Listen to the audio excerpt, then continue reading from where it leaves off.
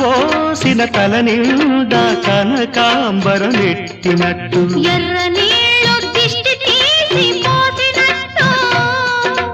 ఎర్ర నీళ్ళు దిష్టి తీసి పోసినట్టు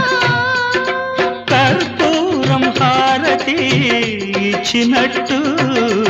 ఆకాశం ఎందుకో పచ్చబడ్డది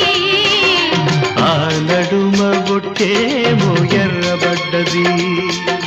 వీచే గాలుల తాకిడి సాగే గువ్వల అలజడి రమ్మని పిలిచే